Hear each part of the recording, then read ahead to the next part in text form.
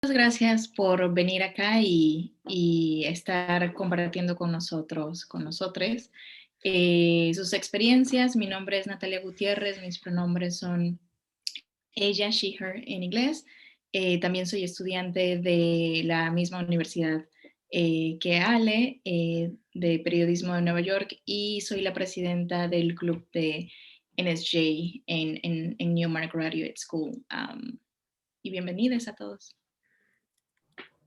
María, ¿te quieres introducir? Y hola, hola a todos, hola Yeo y Laurel, gracias por asistir. Mi nombre es María Lozada, estudio con Ale y con Natalia y soy la secretaria de NAHJ, que es la Asociación de Periodistas Latinos en la universidad. Y bueno, adelante, empecemos con esto. Perfecto, perfecto. Bueno, pues solo para que sepan, quería empezar también con un tema muy específico y después abrirlo como a temas más abiertos, no tan específicos, preguntas más abiertas. Pero pues la primera pregunta que yo tengo de por sí es para Laurel.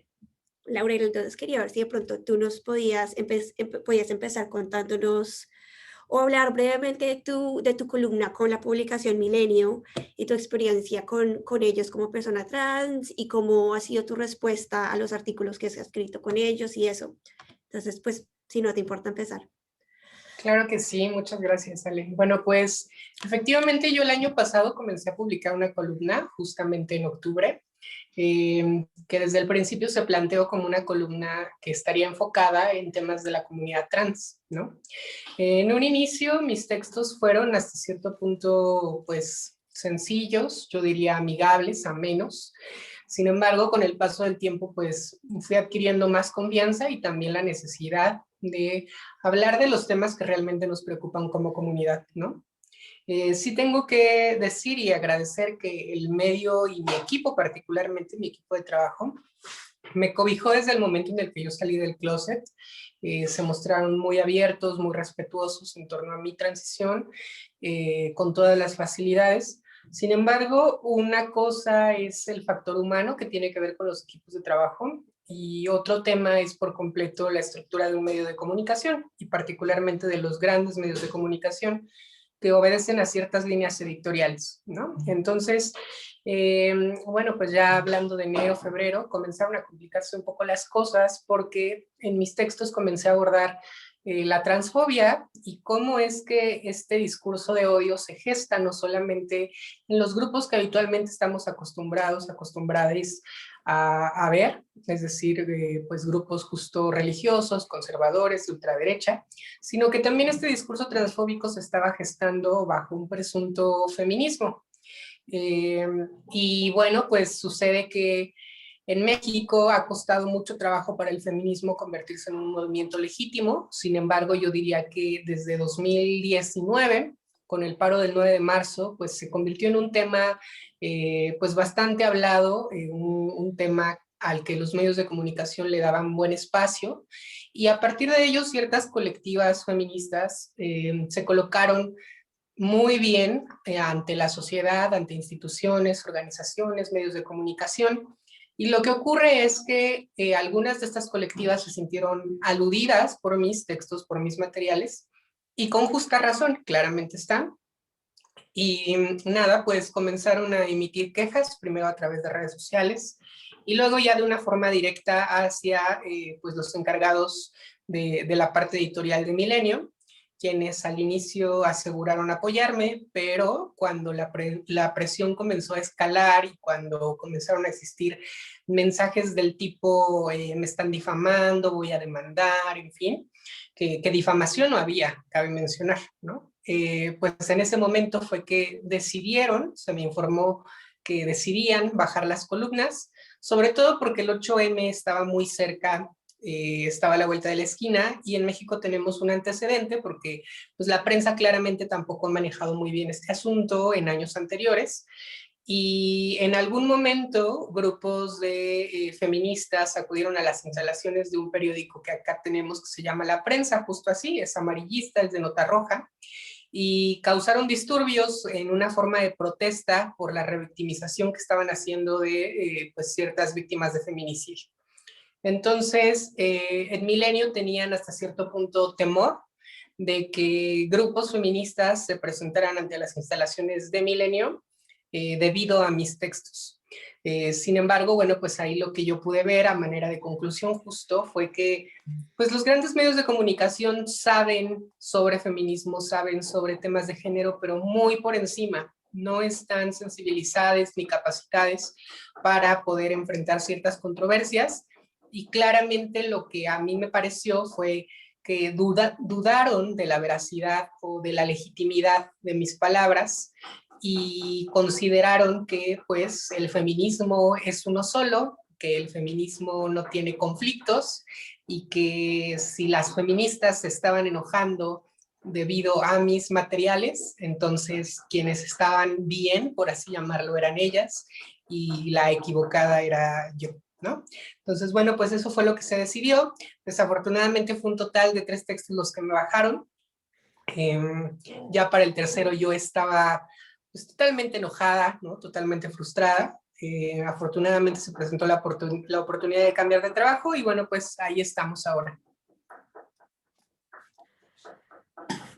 Bueno, pues yo creo que nosotros teníamos ciertas preguntas que queríamos ir en orden, pero como tú empezaste a tomar este tema, yo creo que vamos a saltar una de las preguntas, ya que estamos en el tema del feminismo específico en México.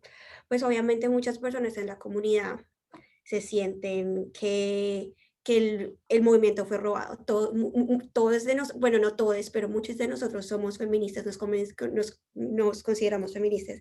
Y cuando se trata de este grupo de antitrans, de las TERFs, ¿verdad? Como que se siente que apropiaron, es una mala apropiación del movimiento. Y tú más o menos estabas hablando de que sí, que el feminismo no es solo es uno, pero pues quería, y esta pregunta para, no solo para ti, Laurel, pero también para Gio, ¿ustedes cómo se sienten de esa apropiación del término de por sí TERF? Si me entienden, que prácticamente apropiado el feminismo y que nos ha dejado a todos afuera del discurso y del movimiento. Si pueden comentar en cómo se sienten sí, del término más que todo. Dale, Bueno, Gio. es un tema como muy complejo. Pienso que es como incluso delicado porque hay quienes piensan que decirle TERF a alguien es un insulto o llamarle de esa manera se vuelve un insulto. Y yo creo que son reflexiones que he tenido justamente como en el último año en relación a ¿es o no feminismo eso? ¿Sabes? Esa exclusión.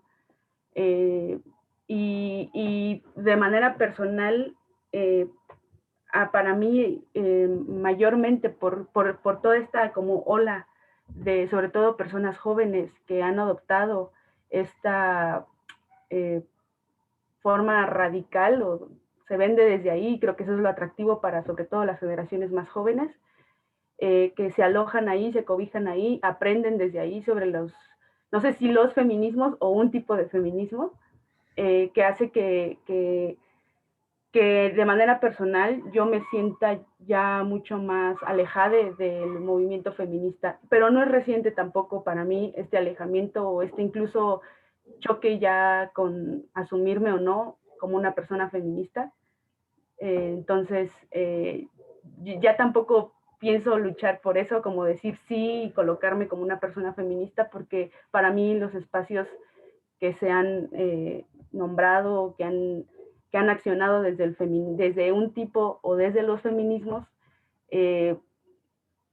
nunca me hicieron sentir bien o viví ciertas situaciones que fueron violentas hacia mi identidad, mi expresión de género quizá también, no sé.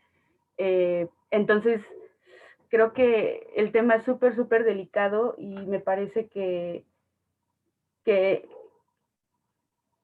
está en esa brecha entre llamarlo o no feminismo. Muchas personas que se asumen feministas y que son, incluso esta ahora nuevo concepto de trans incluyente o trans excluyente, es como raro, pues, o sea, ¿por qué tendría que haber un tipo de feminismo que sí lo es y que no lo es? Cuando, no, voy a ponerlo así como la batalla o el enemigo es uno, ¿no? ¿Sabes? Pues es el patriarcado y todas las violencias que de ahí emergen. Entonces,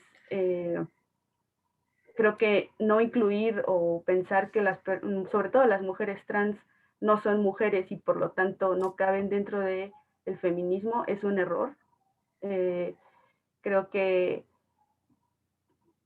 creo y a la vez no entiendo qué está pasando, es súper complejo, no sé la raíz, pues, o sea, es difícil para mí encontrar un origen de por qué ahora estamos tan divididas, todas,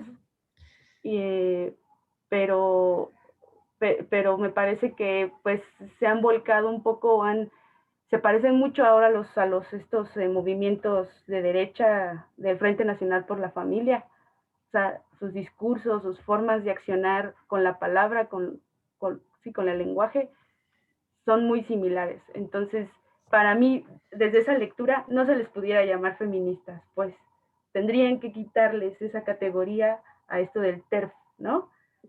Serían simplemente otro grupo más antiderechos, en mi opinión. Pero ya no me quiero volver más en eso, ahí la dejo.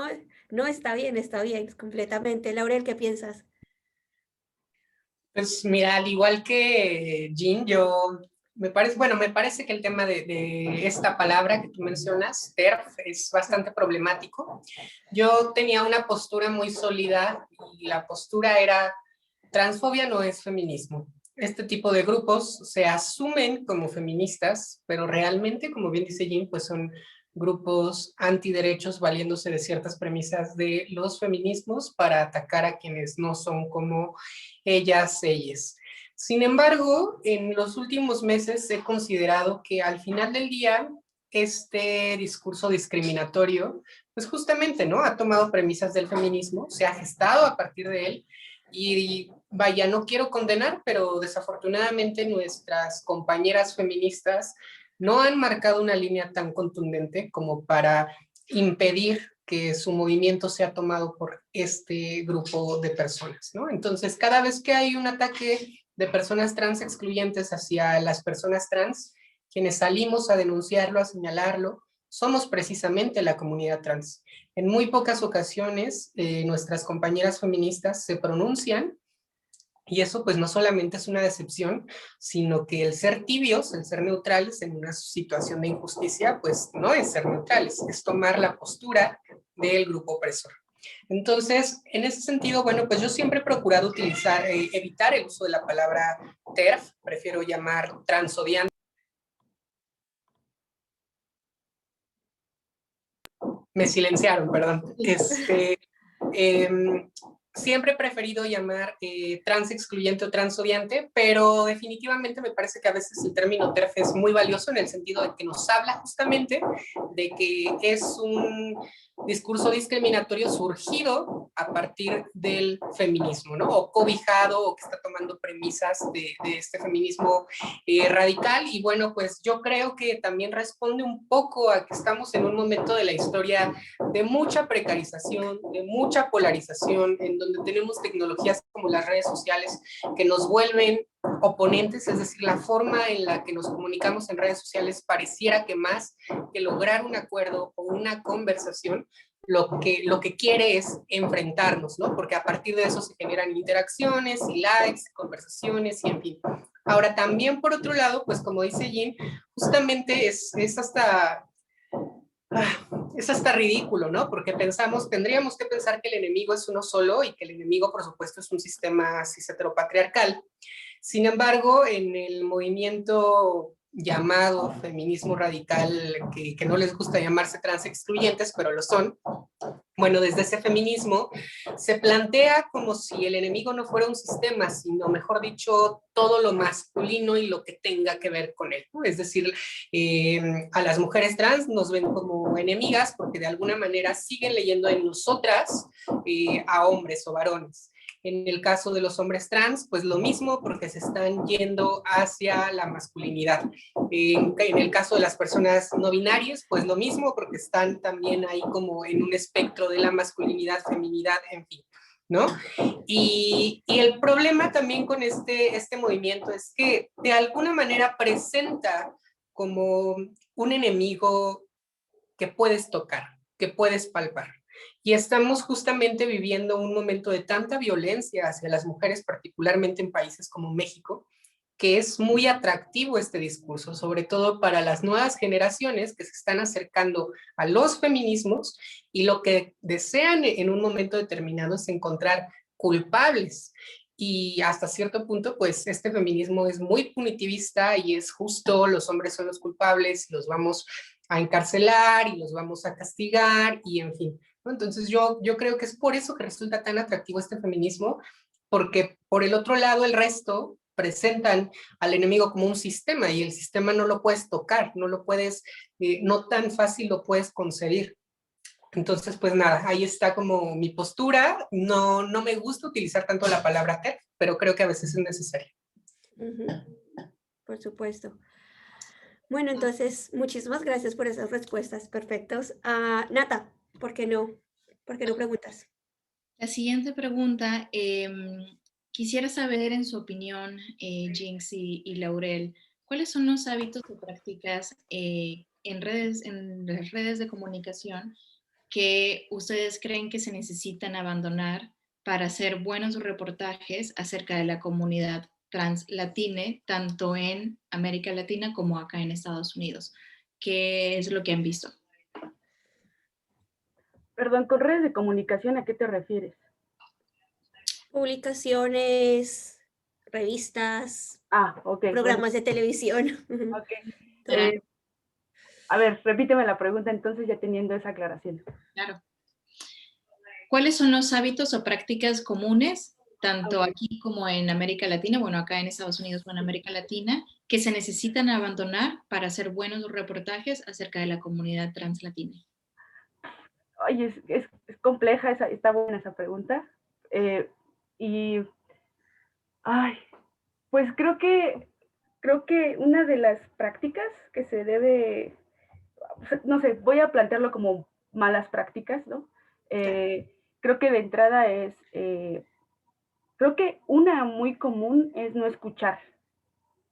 No escuchar, y creo que para mí la más importante sería esa, que no se está escuchando, no se está invitando, no se está acercando, o sea, el reportero o la persona pues que asume el papel de reportero, reportera, reportere, no está acercándose y no está escuchando a las personas trans en específico, voy a ponerlo así.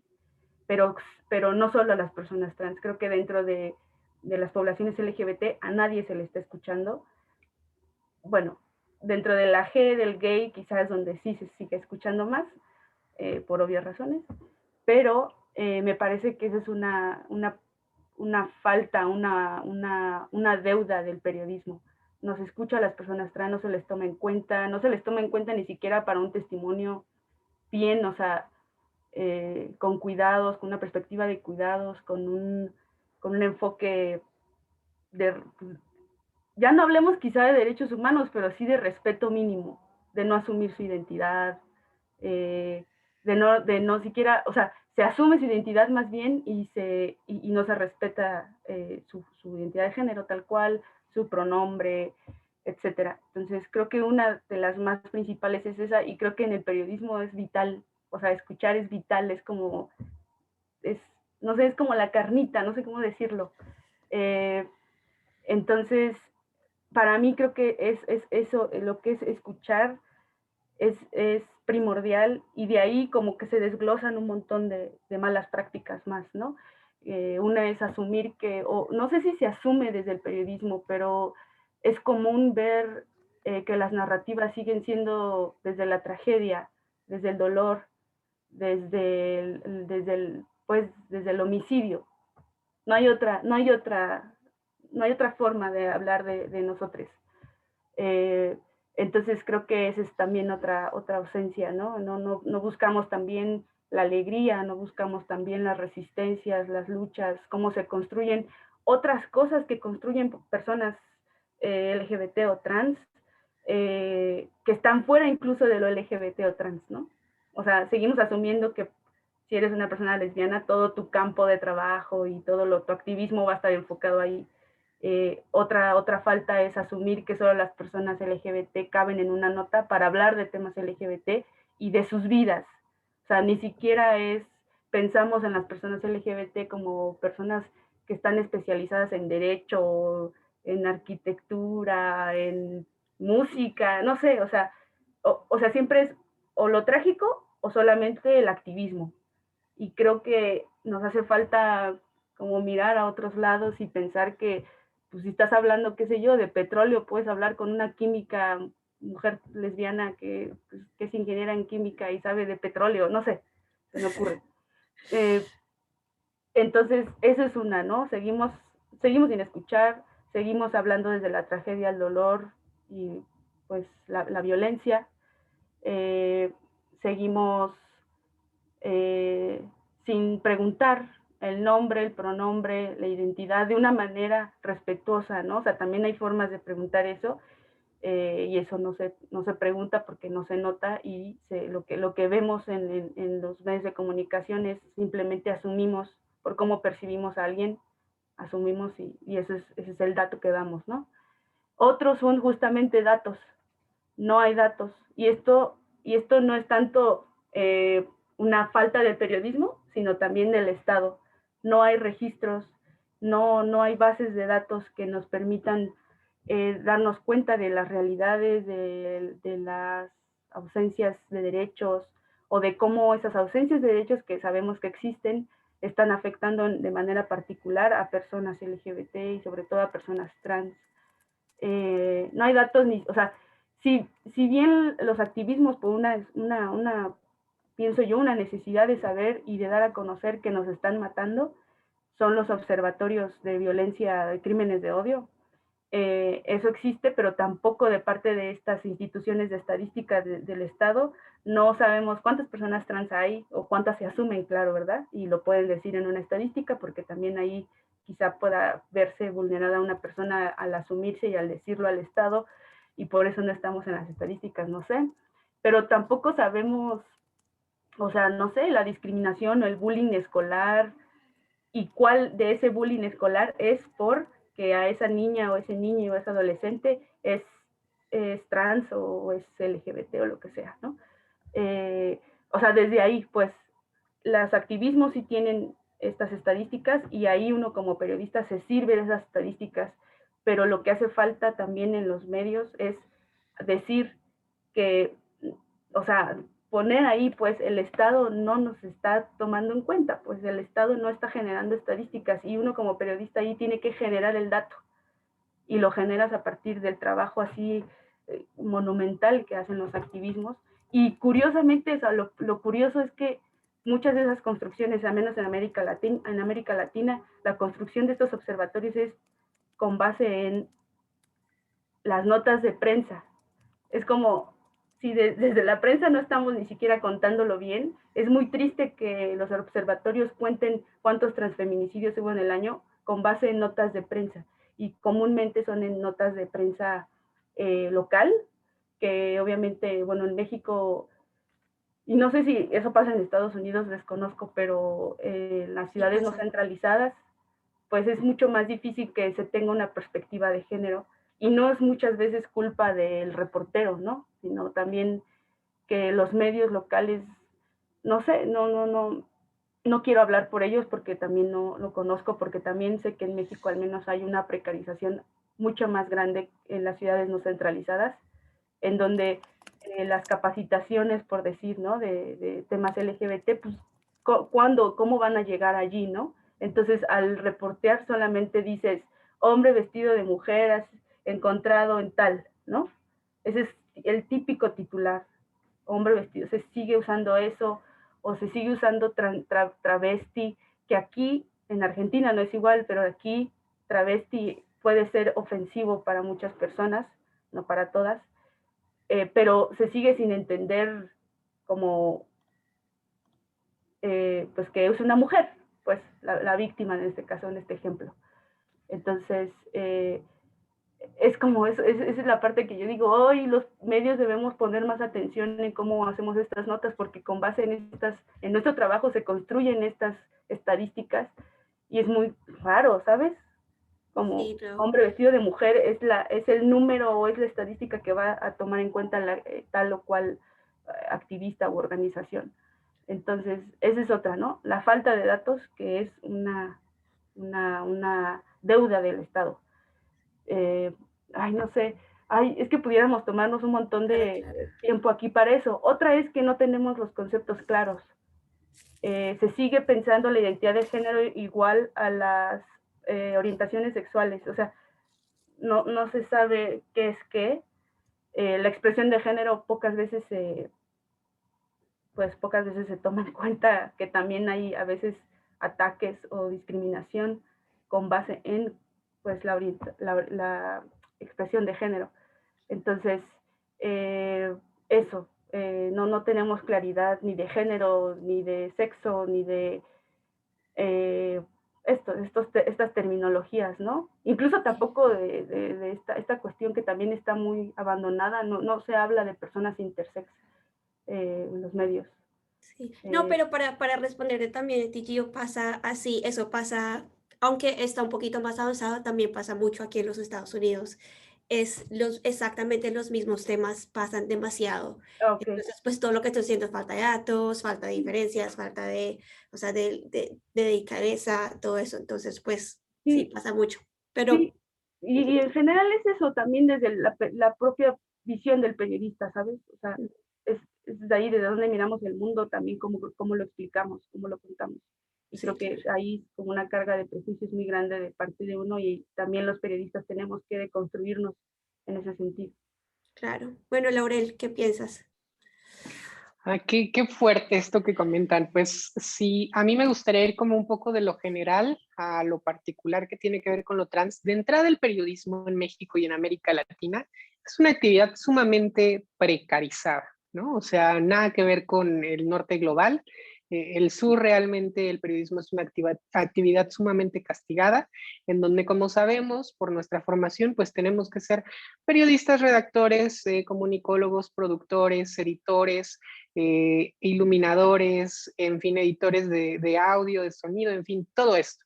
Entonces, esto de alguna manera, por supuesto que repercute en la forma en que les periodistas ejecutan su trabajo, porque claramente pues hay una distinción entre quién lo ejecuta bien porque lo está haciendo por necesidad o porque ya lleva 12 horas o 15 horas trabajando, mientras que otra persona que puede estar sumamente interesada, sumamente atravesada por el tema, pues lo va a hacer con una mayor delicadeza y con un mayor esmero, ¿no? Ahora bien, ya yéndonos un poco a la parte de los temas que tienen que ver con la diversidad sexogenérica, me parece que hay un problema desde las universidades. Y es que desde las universidades hay un asunto en donde se nos repite constantemente que el periodismo es objetivo o que los periodistas tienen que ser neutrales y me parece que es una idea falaz. En pocas asignaturas o pocos docentes manifiestan su postura en contra a esta afirmación de que el periodismo tiene que ser objetivo, ¿no? Y creo yo que como periodistas, un ejercicio sincero, un ejercicio honesto de nuestra actividad, es precisamente asumir que por supuesto que nuestra postura, nuestra forma de ver el mundo también atraviesa nuestro trabajo, ¿no? Desde la fuente que elegimos, los temas que queremos cubrir, a quienes queremos entrevistar, cómo vamos a construir la narración, en fin. Entonces, bueno, partiendo de eso, me parece que también pues las universidades tienen que ponerse las pilas para que vaya el tema de periodismo con enfoque de derechos humanos o periodismo con perspectiva de género o sobre la diversidad sexogenérica no sea simplemente una especialidad, sino que por supuesto forme parte también de los troncos comunes, ¿no? Porque si no los periodistas, las periodistas llegan a los grandes medios o a los medios independientes sin saber cómo abordar estas temáticas. Y ahora justo nos vamos a la responsabilidad que tienen los medios, porque vaya, pues podemos decir, a lo mejor no tengo al personal capacitado, pero dentro de mi medio de comunicación debería tener algún departamento o algún equipo encargado de supervisar que este tipo de contenidos se lleven a buen puerto, ¿no? Y si no, también capacitar a los periodistas. Entonces, ese es otro asunto en donde claramente los medios de comunicación señalan que no es que no tengan una línea editorial, pero el no tener una línea editorial, el no tener tacto con respecto a estos temas, es en sí mismo tener una línea editorial de que no me importa, de que soy indiferente ante lo que está ocurriendo, ante los transfeminicidios, los feminicidios, y no voy a capacitar a mi personal porque hay otros temas mucho más importantes, ¿no? En su agenda. Ahora bien, también otro punto que me parece fundamental es que los medios de comunicación tendrían que apostar por una redacción diversa y sexo diversa. ¿no? Es decir, ocurrió en México que cuando comenzaron todas estas protestas del feminismo, pues solamente mandaban a hombres a cubrirlas. Y claramente hubo un sector de los feminismos que se molestó porque, pues vaya que tenían que estar haciendo hombres ahí. Poco a poco los medios lo han ido, pues si no entendiendo, al menos les han obligado casi que a la mala a que las marchas feministas, las protestas sean cubiertas por reporteras, por camarógrafas, en fin. Pero ¿qué pasa cuando tienen que abordar un reportaje o una noticia sobre personas trans? No tienen a periodistas, ni reporteros, ni editores trans que puedan pues ver con mayor detenimiento y con mayor cercanía lo que está ocurriendo, ¿no? Es decir, hace poquito esta semana leía un tuit de un periodista en Estados Unidos, haciendo un llamado a los medios de comunicación allá, diciéndoles, bueno, pues es que en varios estados del país se está arremetiendo en contra de los derechos de las personas trans. Y si en sus redacciones no tienen a un periodista trans, se están quedando atrás para la cobertura de estos temas, ¿no? Justo pienso acá que en México, bueno, pues ubico el gran trabajo, la gran labor de Gina, a quien admiro muchísimo, pero fuera de eso, vaya, por supuesto que hay voces sumamente importantes en la comunidad trans que te pueden hablar sobre biología, sobre química, sobre comunicación, sobre un sinfín de temas, pero que estemos incidiendo en la forma de hacer periodismo, pues somos muy contadas las personas que estamos en esa labor. Y entonces creo yo que, bueno, pues ahí están como las tres prácticas o las tres actividades que tendríamos que erradicar. Por un lado, la no precarización del ejercicio periodístico. Por otro lado, el reforzar la educación en las universidades y la capacitación en los medios. Y por supuesto, contribuir o fomentar o exigir incluso una mayor representatividad en las redacciones, ¿no? Eso diría yo. Y por supuesto, pues me sumo a Jean en cuanto menciona la falta de escucha y la falta de datos, ¿no?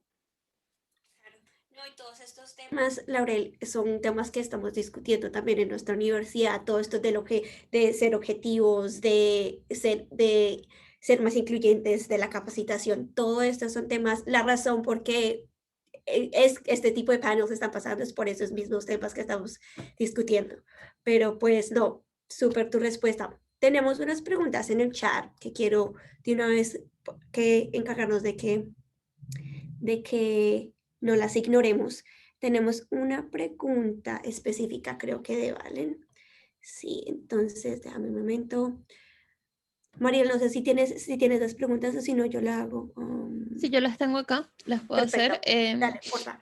Valen Irisibar, que además desde Argentina, pregunta que si tienen algún consejo sobre cómo navegar el ambiente laboral siendo una persona trans, especialmente usando el lenguaje inclusivo, dado que a los que usamos pronombre neutro se nos acusa de querer arruinar el idioma. No sé, cualquier de las dos quiere empezar. ¿Laurel? A ver, sí. Pues mira, es bastante complicada tu pregunta porque creo que depende en gran medida de los equipos que conformen cierta redacción o cierto medio de comunicación. Yo he tenido la gran fortuna de que ciertamente hace un par de años, cuando hablaba de feminismos, de género, de lenguaje inclusivo, era bastante difícil porque yo era vista como la persona loca, desquiciada de la redacción, la persona radical en el mal sentido del término, ¿no? En el sentido que no tiene que ver con la raíz, sino con la histeria o qué sé yo que se imaginen estas personas. Y entonces fue muy complicado, pero afortunadamente creo que con el paso de los años hemos ido ganando cierto terreno, cierta legitimidad, y por eso es que justo abogo en que cada vez seamos más personas las que sí tenemos justo la oportunidad, el privilegio de utilizar el lenguaje inclusivo, lo hagamos porque en esa medida vamos a lograr que las puertas se abran para cada vez más y más personas, ¿no? Entonces, bueno, pues cuando me tocaba escribir notas informativas, crónicas o reportajes o lo que sea, pues no podía utilizar el lenguaje inclusivo, pero sí lo defendía si era una cita textual de alguna colectiva, ¿no? O de algún grupo de personas.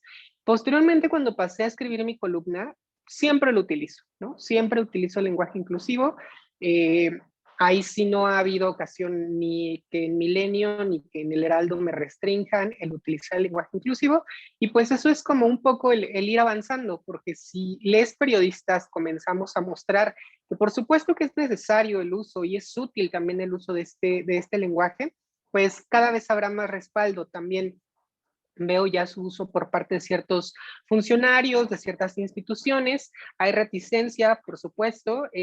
¿Cómo lidiar con el ambiente laboral? Pues digo, a lo mejor mi respuesta va a sonar muy básica, pero con mucho cuidado, con mucha inteligencia emocional, sabiendo elegir muy bien las batallas, porque tampoco se trata de un desgaste, ¿no? Yo claramente llegué a un punto en el que, bueno, ya no podía estar batallando todos los días o corrigiendo todos los titulares que no me lo parecían, pero aquellos que sí consideraba que eran impasables o aquello en lo que sí consideraba que, bueno, tenía que alzar la voz, pues no me quedaba de otra, ¿verdad? Y vaya, eso es lo que intento, y también en otros espacios, es decir, pensémoslo no solamente en medios de comunicación, también todo lo que hacemos desde otros espacios. Por ahí vi que alguien estaba preguntando al respecto del activismo. Pues bueno, yo en mi caso, pues desde la docencia, justamente hablo también con lenguaje inclusivo, abordo una clase sobre eso, en las redes sociales pues también genero contenido que emplee el lenguaje inclusivo. Entonces creo que justo el ir ganando pequeños espacios desde todos los ámbitos posibles, pues nos va a ir ayudando a que pues, cada vez sea menos difícil. Yeo, ¿qué piensas tú al respecto? ¿Qué tips le puedes dar? Sí, para mí es complicado responder esto de un consejo sobre navegar el ambiente laboral, porque no sé si fue una fortuna o no, ahora que un poco conociendo la experiencia de Laurel, pero yo cuando salí de la escuela busqué trabajo y no me lo dieron. En mi lectura fue tal cual por una expresión de género, que como que tuvieron así, como era como la pregunta de veían el nombre y me veían, y yo estaba rapada en ese entonces, ¿no? O sea, era como, bueno, pues no sé, así me gusta usar el cabello, y no sé, fue una experiencia fea. Fueron como 4 o 5 medios a los que fui como buscando estas oportunidades. Estos medios, debo decir, son grandes medios. Y ninguno. O sea, en uno sí pasé como 2 rondas y después ya la tercera ya no, y fue como, bueno, ok. Pero siempre en estos acercamientos fue desde, no sé, pues uno no sabe, ¿sabes? Uno identifica la mirada vigilante. Entonces, desde mi postura y desde, claro, mi experiencia, siento que fue por ahí que no hubo ese siguiente paso, ¿no? Entonces dije, no, para nada con los medios tradicionales, no lo voy a ni siquiera intentar más. Y después dije, bueno, pues creo que la opción son como los medios independientes. Y pues nada, así empecé. Entonces, en ese sentido, por fortuna, quizá, nunca he tenido una experiencia negativa por mi identidad de género, ni nada en realidad. Entonces, un consejo sería difícil porque no tengo la experiencia, pero creo que un consejo sería no tanto como para navegar en términos de cómo posicionar tus textos. Creo que ahí el consejo es, y no sé si esté bien o mal, pero bueno, es que a veces creo que nos toca también, no quiero usar esa palabra, la voy a usar, educar al editor, al director o directora. Es un poco hacerle, ¿sabes? Cómo venderle por qué importa, por así decirlo, por qué es importante tu nota, y más que tu nota, tu enfoque. Por qué vale, por qué es necesario, cómo explicarle, ¿sabes? Cómo tener estas conversaciones con tu editora o tu editor, no sé, o con quien trabajes, es importante. Y además, ¿por qué decirle por qué es importante usar el lenguaje inclusivo en este caso, ¿no?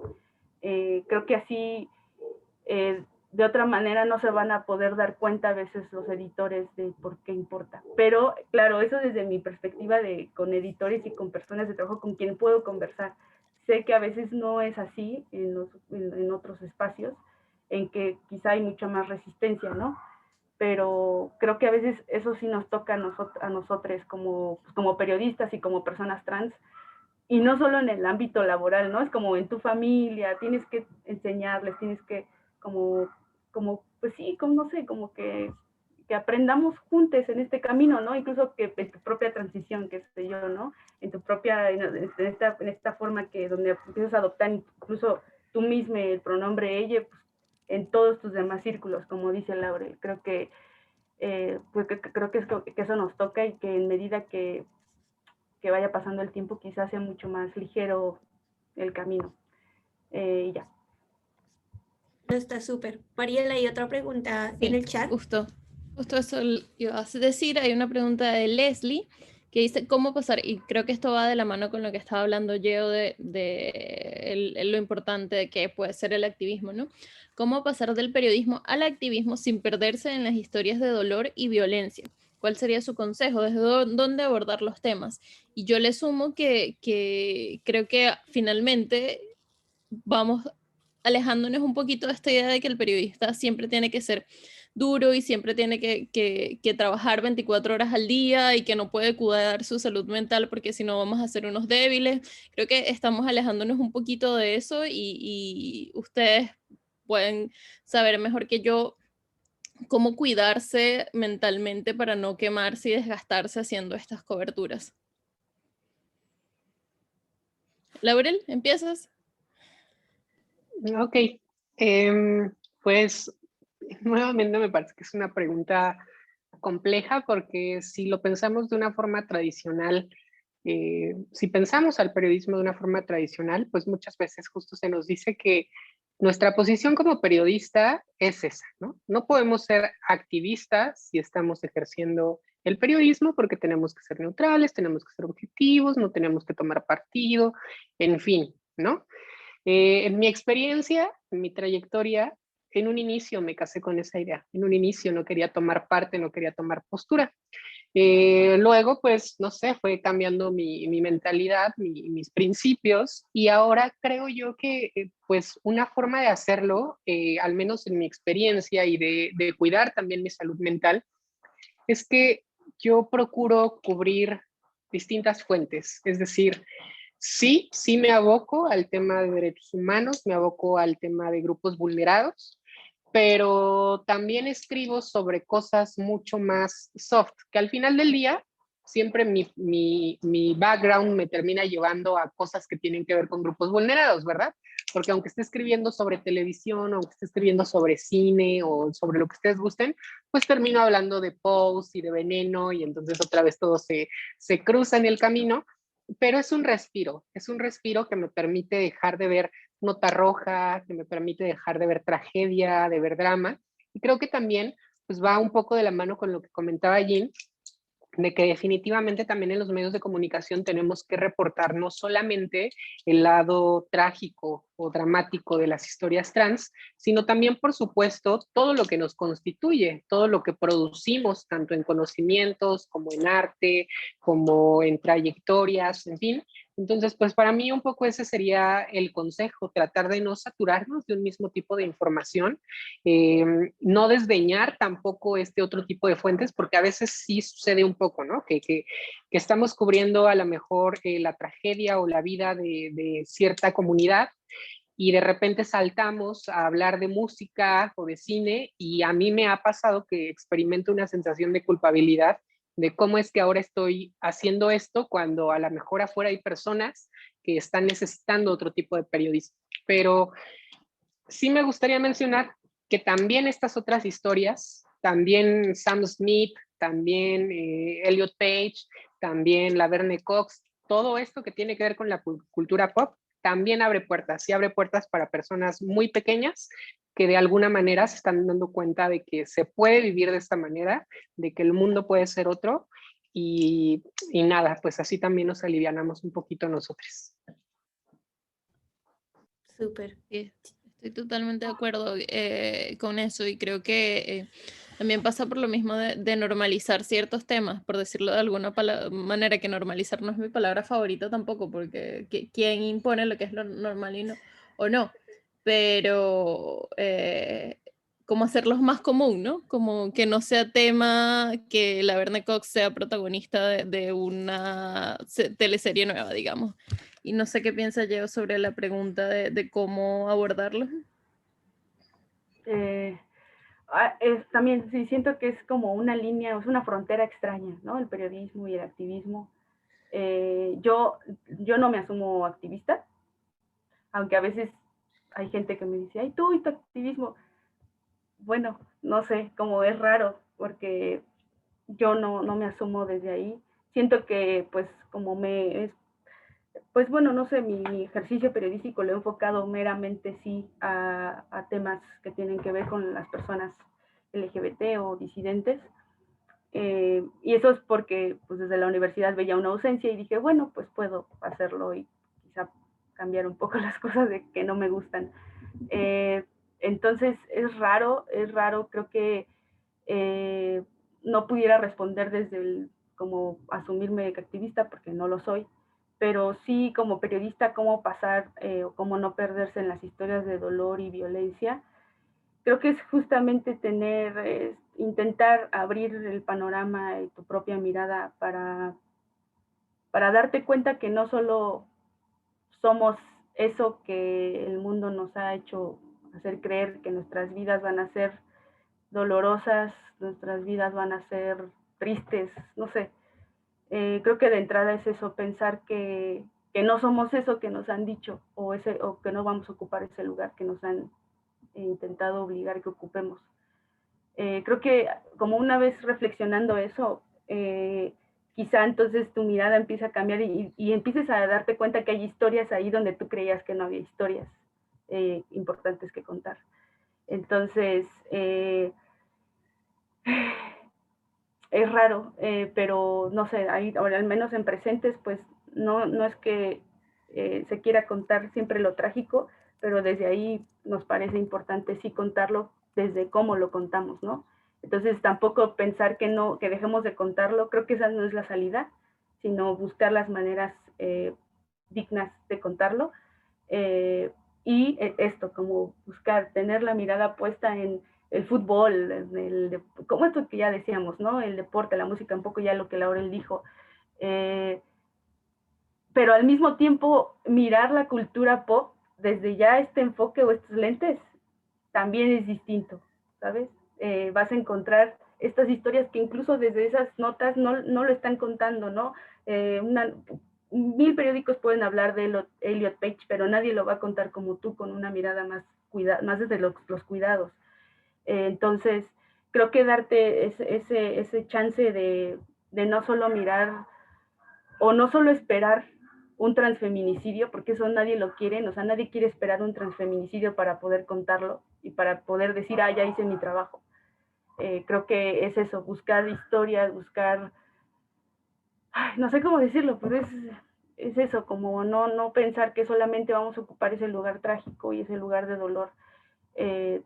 Afinar la mirada en otros lugares no comunes.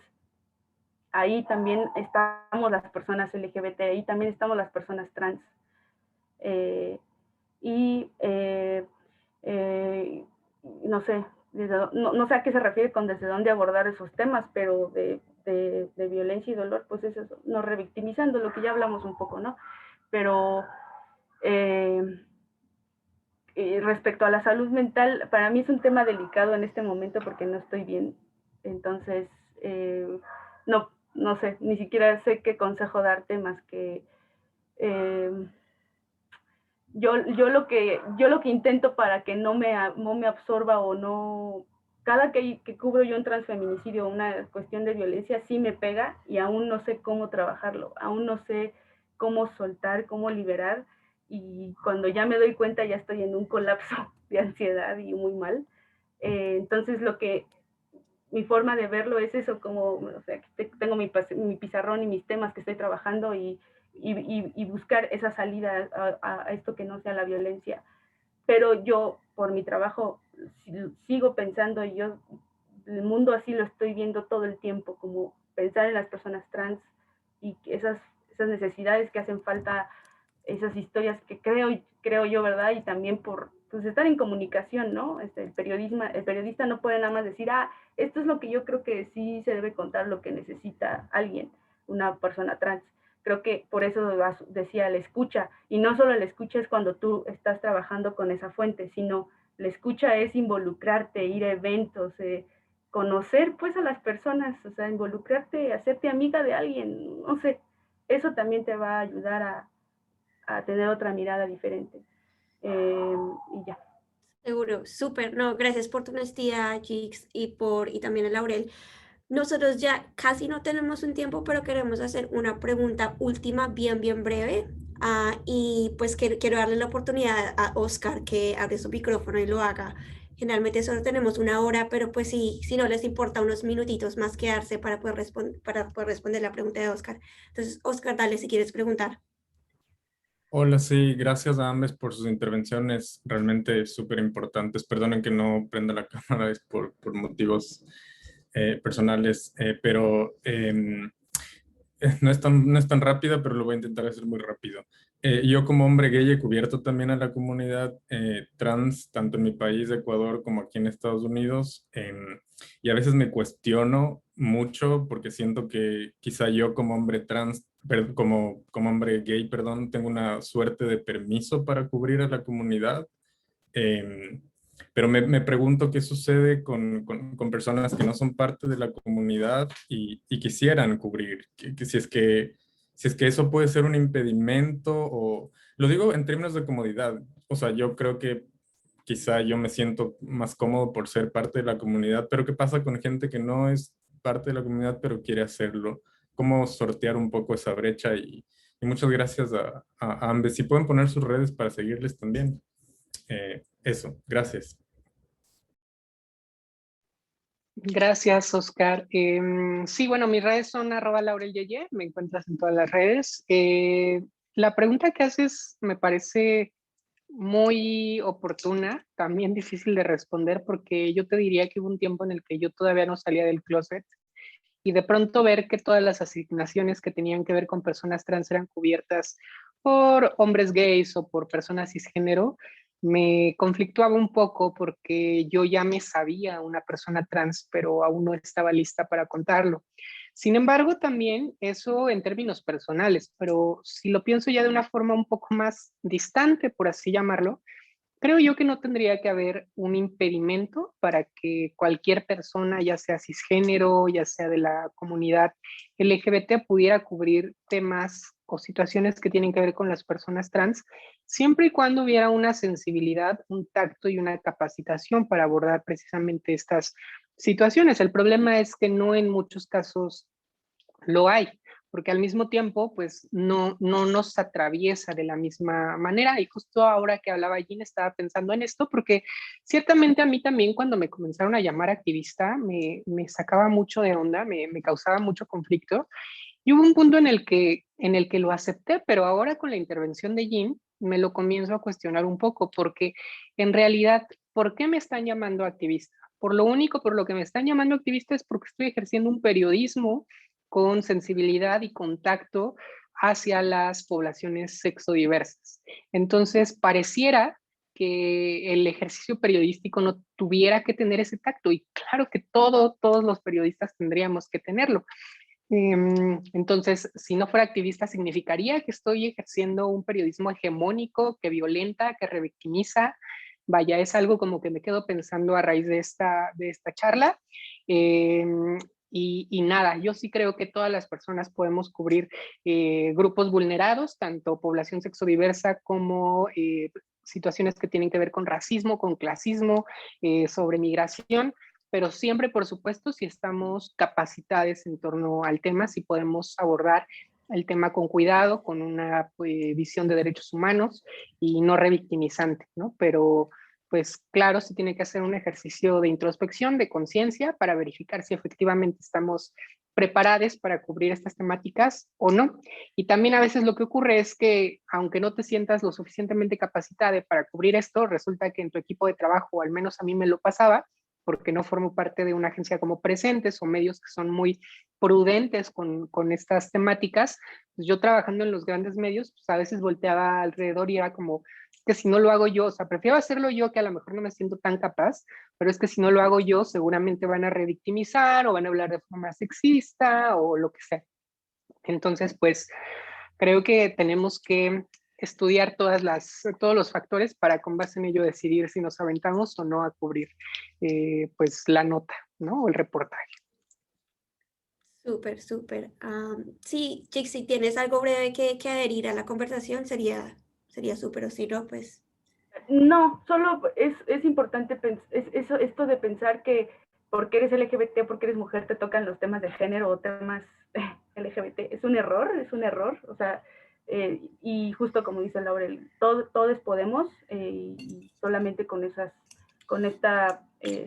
ejercicio, ¿no? Personal y con capacitación. Además, pues Internet, si se tiene acceso, pues hay guías y puedes encontrar un montón de información que te puede empezar a echar la mano para eso. Seguro. Bueno, muchísimas gracias a todos los que atendieron, que se quedaron unos minuticos más. Desafortunadamente solo tenemos una hora, pero especialmente gracias a Laurel y a Jex. En serio, se los agradecemos desde el corazón. Yo sé que todo el mundo también. Y pues ya pusimos sus redes sociales en la charla. Si les importa, de pronto quedaron ciertas preguntitas sin responder, pues me imagino que los estudiantes van a reach out y mandarles las preguntas si está bien con ustedes. Pero muchísimas gracias a todos. Y sí, listo. Sigamos con el movimiento. Mil gracias, que estén muy bien. Chao. Un abrazo. También muchísimo gusto conocerles también a las dos. Muchísimas gracias. Chao, que pasen feliz Chao. tarde. Chao. Igualmente.